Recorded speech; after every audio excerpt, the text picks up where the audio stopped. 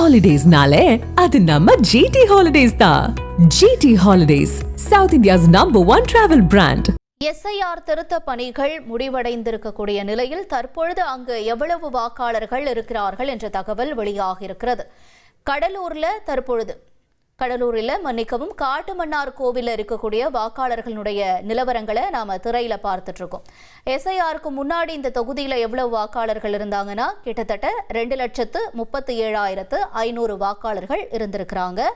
இப்ப எஸ்ஐஆர் பணியில நீக்கப்பட்ட வாக்காளர்கள் எவ்வளவு பேர்னா 18,909 பேரினுடைய பெயர் நீக்கப்பட்டிருக்கு. அதன்படி இப்ப இருக்கக்கூடிய வாக்காளர்கள் அந்த தொகுதியில எவ்வளோன்னு பார்த்தோம்னா 2,18,591 வாக்காளர்கள் இருக்காங்க.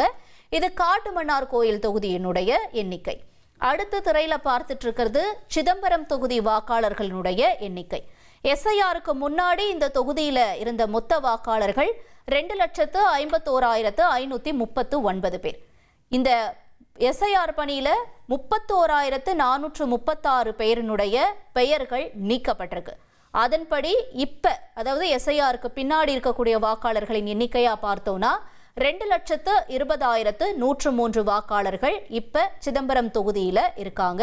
இது சிதம்பரம் தொகுதியினுடைய நிலவரம். தொடர்ந்து நம்ம பார்த்துட்டு இருக்கிறது இப்ப திரையில புவனகிரி தொகுதியினுடைய எண்ணிக்கை.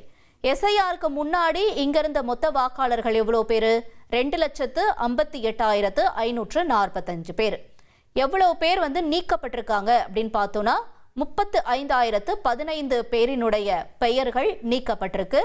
அதன்படி எஸ்ஐஆருக்கு பின்னாடி இந்த தொகுதியில இப்ப அதிகாரப்பூர்வ வாக்காளர்களா பார்க்கிறது 2,23,530 பேர். இது புவனகிரி தொகுதியினுடைய எண்ணிக்கை.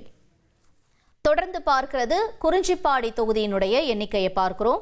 எஸ்ஐஆருக்கு முன்னாடி இங்க மொத்தம் இருந்த வாக்காளர்கள் 2,53,801 பேர் இருந்திருக்காங்க.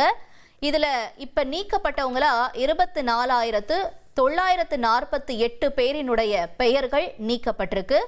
அதன்படி எஸ்ஐஆருக்கு பின்னாடி இப்ப இருக்கக்கூடிய அதிகாரப்பூர்வ வாக்காளர்கள் எவ்வளவு பேர் என்றால் 2,28,853 பேர். இது குறிஞ்சிப்பாடி தொகுதியினுடைய நிலவரம். தொடர்ந்து பார்க்கிறது கடலூர் தொகுதி. கடலூர் தொகுதியில முன்னாடி எவ்வளவு பேர் இருந்திருக்காங்க? மொத்தம் 2,46,926 வாக்காளர்கள் இருந்திருக்காங்க. இப்ப 33,540 பேரினுடைய பெயர் நீக்கப்பட்டிருக்கு. அதாவது எஸ்ஐஆர் பணிக்கு பின்னாடி. அதன்படி இப்ப இருக்கக்கூடிய அதிகாரப்பூர்வ வாக்காளர்கள் எவ்வளவு அப்படின்னு பார்த்தோம்னா 2,13,386 பேர் இப்ப கடலூர் தொகுதியினுடைய அதிகாரப்பூர்வ வாக்காளர்கள். தொடர்ந்து பார்க்கிறது பன்ருட்டி தொகுதியினுடைய எண்ணிக்கை. பன்ருட்டி தொகுதியில எஸ்ஐஆருக்கு முன்னாடி இருந்த மொத்த வாக்காளர்கள் 2,55,988 பேர் இருந்திருக்காங்க.